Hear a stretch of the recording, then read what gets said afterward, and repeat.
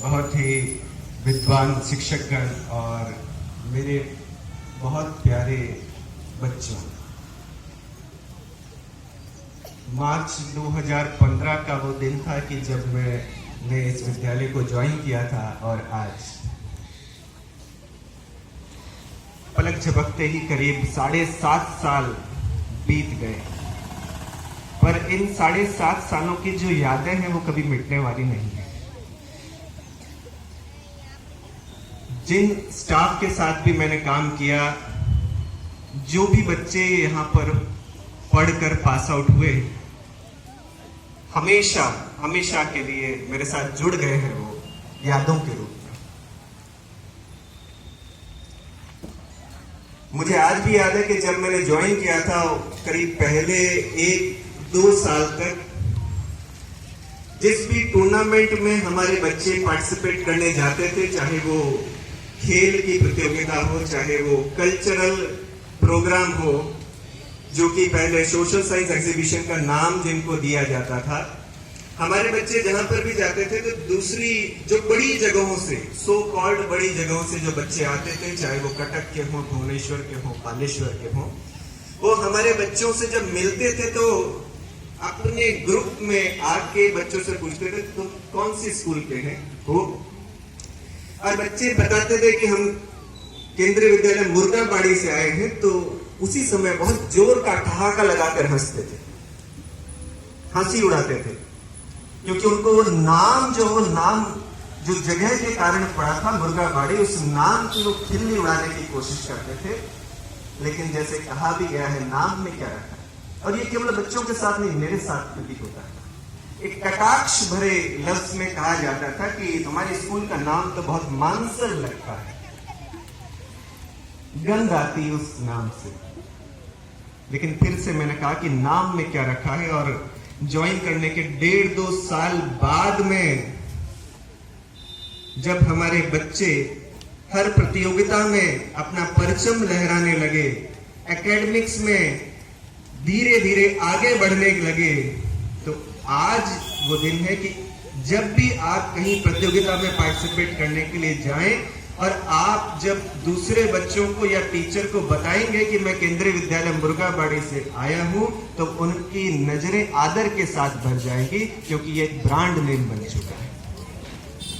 और ये सब आप सब लोगों के कारण, हमारे टीचर्स के कारण हुआ है। बच्चे वही हैं, हमारे शिक्षक वही है, बस सोच बदली है मैंने, और कुछ भी नहीं किया है। देखा जाए तो जैसे हनुमान जी के साथ हुआ था, आपके साथ भी वही है कि असीम शक्ति लिए हुए थे हनुमान जी, लेकिन जब सामने समुद्र था तो उनको अपनी शक्ति का एहसास दिलाना पड़ा, ताकि वो एक सांस भरकर और एक बार में ही समुद्र को लांघ कर लंका पहुंच गए। तो आप में वो शक्ति है, पहले से मौजूद है। हमने तो केवल एक काम किया। हमने से मेरा मतलब है, मैं कभी अकेले का नाम नहीं लेता हूं, अकेला चना कभी भाड़ नहीं फोड़ सकता। मेरे साथ मेरे शिक्षक साथी भी हैं। हमने केवल आपके अंदर में वो जो शक्ति है, शक्ति का आभास दिलाया है और कुछ नहीं किया। ये जो एक गलत धारणा हमारे मन में होती है कि जो सिटी जितनी बड़ी होगी वहां पे आपको एजुकेशन या दूसरी खेल की सुविधाएं उतनी ही बढ़िया मिलेंगी, आप उतनी ज्यादा प्रोग्रेस करेंगे, एकदम गलत है। उसके पीछे 2 कारण है बेटा। एक कारण तो ये कि जितनी बड़ी जगह पे आप जाएंगे वहां पर उतनी बुराइयां भी होंगी, साथ में ज्यादा बच्चे होने के कारण आपको हर एक प्रोग्राम में पार्टिसिपेट करने का मौका नहीं मिलता, जो कि यहाँ पर मिलता है। आज का ये जो प्रोग्राम है, इसका अप्रूवल का एक कारण ये भी था कि आपको एक मंच प्रदान किया जा रहा है अपने भावनाओं को व्यक्त करने का, ताकि आपके अंदर में आत्मविश्वास आए। इस आत्मविश्वास को लाने के लिए मंच का मिलना ये छोटी स्कूल में पॉसिबल है, बड़ी स्कूल में उतना पॉसिबल नहीं है। तो आप, मैं ही क्या, हमारे जब भी अधिकारीगण यहाँ पर आते हैं, चाहे वो असिस्टेंट कमिश्नर हो, चाहे वो डेप्यूटी कमिश्नर हो, जब भी हमारे स्कूल आते हैं तो वो कहते हैं कि वास्तव में ये स्कूल भुवनेश्वर की सारी स्कूलों से कई गुना आगे, डिसिप्लिन के मामले में आगे है, पढ़ाई के मामले में आगे है, संस्कार के मामले में आगे है। वास्तव में यहाँ के बच्चे बहुत ज्यादा संस्कारी हैं। और भारतीय संस्कृति की बात करें, चाहे वो गणेश पूजा हो, चाहे सरस्वती पूजा हो, जितने भी हमारे उत्सव हैं, ये उड़ीसा जैसे राज्य के कारण ही जिंदा है आज। बाकी सब जगह ये फॉर्मेलिटी बन चुके हैं। आप ही हो जो हमारी संस्कृति को अभी तक संजोए हुए। बच्चों के अंदर में जो एक संस्कार आपके पेरेंट्स ने डाले हैं कि जब भी गुरु मिले आपको, चाहे वो स्कूल में मिले और चाहे वो बाहर सड़क पर मिले, आप जो पैर छूकर उनका अभिवादन करते हैं, आप उनका दिल वहीं जीत लेते हैं। उनके अंदर में भावना वहीं पे आ जाती है कि मुझे जितना पता है वो मैं किसी तरीके से सारा इस बच्चे को ट्रांसफर कर दूं, क्योंकि ज्ञान एक ऐसी चीज है जो कि आदर से ही प्राप्त की जा सकती है, अधिकार से कभी प्राप्त नहीं की जा सकती। तो ये संस्कार जो आपके अभिभावकों ने आप में डाले हैं, वास्तव में मेरे दिल को छू जाते हैं। और मैंने जितने विद्यालयों में आज तक काम किया, चाहे वो नॉर्थ ईस्ट हो और चाहे वो राजस्थान हो, चाहे वो दिल्ली हो, लेकिन ऐसे संस्कार मुझे कभी नहीं मिले, दिखे मुझे कभी नहीं दिखे जो कि आप लोगों में हैं। तो आपके पेरेंट्स वास्तव में इस चीज के लिए बहुत बहुत बधाई के पात्र हैं। और इन संस्कार को हमेशा संजोए रखना बेटा, क्योंकि आप जब किसी का आदर करेंगे, उसके अंदर ये भावना आ जाती है कि मैं खुद भले ही हार जाऊं, ये जीतना चाहिए। आज हम एक ऐसे मुकाम पर हैं कि रिजल्ट वाइज 63 स्कूल्स में हमारा रिजल्ट 3rd पोजीशन पर है, और जो फर्स्ट और सेकंड वाले भी हैं वो हमसे कुछ पॉइंट्स में आगे हैं। 100% रिजल्ट के अलावा हमारे स्कूल का जो परफॉर्मेंस इंडेक्स, जिसमें कि बच्चों की क्वालिटी नजर आती है, हमारे स्कूल का परफॉर्मेंस इंडेक्स 76.69, जबकि फर्स्ट वाले का परफॉर्मेंस इंडेक्स 77। पॉइंट्स में केवल हमसे आगे निकला है और कुछ नहीं। बाकी आप सोचिए कि रिसोर्सेज जितने आपके पास है, उसके हिसाब से तो वास्तव में आप फर्स्ट हो चुके हैं।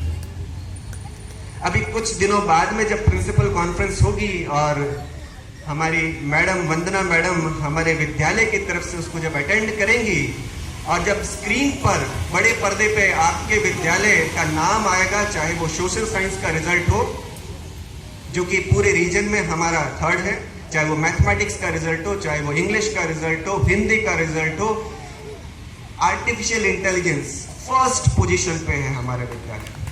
आसपास में भी कोई नहीं है, मैं आपको बता दूं।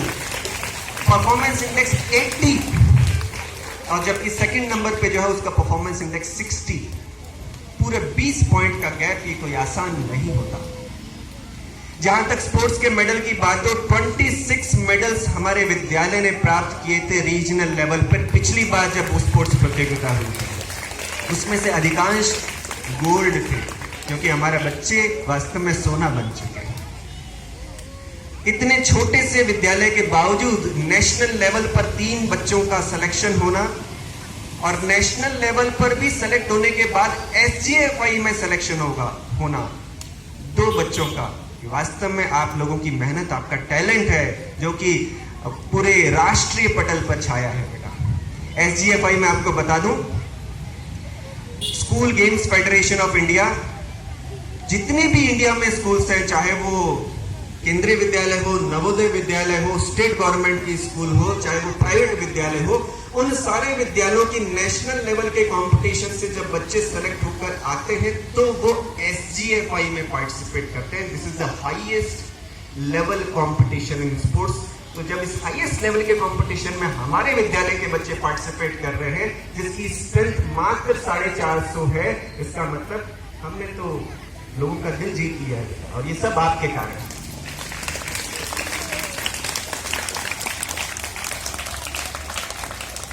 और ये एक संयोग ही है कि आज हमारा राष्ट्रीय खेल दिवस भी है। आप में से कई जानते होंगे, 29 अगस्त राष्ट्रीय खेल दिवस मेजर ध्यानचंद, जो कि एक नामी हॉकी के प्लेयर हुआ करते थे, उनकी याद में मनाया जाता है। तो मेरा आपको वास्तव में संदेश यही है बेटा कि पढ़ाई के साथ साथ पढ़ाई तो करनी ही है, हमें अपने आप को स्वस्थ रखना पड़ेगा, और वो स्वस्थ इंडोर गेम से नहीं आउटडोर गेम से ही रख सकते हैं बेटा। तो इसलिए दिन में कम से कम 45 मिनट आप आउटडोर गेम जरूर खेलिए बेटा। उससे आप एकेडमिक्स में भी आगे निकलेंगे, क्योंकि वो एक स्ट्रेस एब्जॉर्बर का काम करता है। हम सोचते हैं कि हम उससे थक जाते हैं, फिजिकली थक जाते हैं और मेंटली बहुत रिलैक्स हो जाओगे। तभी निकल पाएंगे जब आप मेंटली रिलैक्स्ड हो। तो मैंने जितने साल भी, वास्तव में काम तो आपका था, मैं तो प्रहरी था उसका, और कुछ भी नहीं। मैं वास्तव में आप सभी को आपके ब्राइट फ्यूचर के लिए, उन्नत भविष्य के लिए, एक अच्छे आदमी बनने के लिए बेटा, जीवन में सक्सेसफुल केवल इसलिए नहीं माना जाता कि आप कोई बहुत बड़े ऑफिसर बन चुके हैं। आप सक्सेसफुल तब कहलाओगे कि जब जिस काम को आप कर रहे हैं वो काम आपकी पसंद का हो और आप उसको पूरी ईमानदारी से निभा रहे हो, तब आप जिंदगी में सक्सेसफुल बने। तो मैं यहाँ पे कोई सभी को नहीं आ रहा। आपके उज्जवल भविष्य के लिए ढेरों शुभकामनाएं देता हूं, और वास्तव में आभार प्रकट करता हूं उन सभी शिक्षक साथियों का जिन्होंने मुझे पूरा सपोर्ट किया विद्यालय चलाने के लिए, और उन सभी अभिभावक गणों का जिनका साथ मुझे मिला विद्यालय की किसी भी प्रॉब्लम को सॉल्व करने के लिए। मेरे साथ एक दीवार की तरह से खड़े रहे वो। चेयरमैन बीएमसी का, क्योंकि जितने भी चेयरमैन हमारे विद्यालय के रहे हैं, मतलब कलेक्टर ऑफ द डिस्ट्रिक्ट, सब ने जब भी जरूरत पड़ी अपना सहयोग प्रदान किया विद्यालय को आगे बढ़ाने के लिए। और सारे बच्चे जो पिछले करीब 7.5 साल मेरे साथ रहे हैं, उनके प्यार और स्नेह को मैं कभी भूल नहीं पाऊंगा।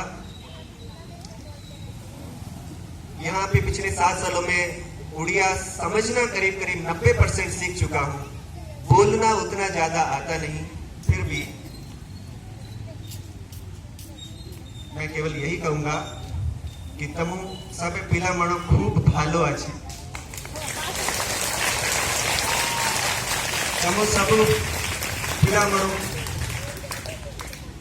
खूब भालो पड़ीबा। जय Jagannath. So much for this.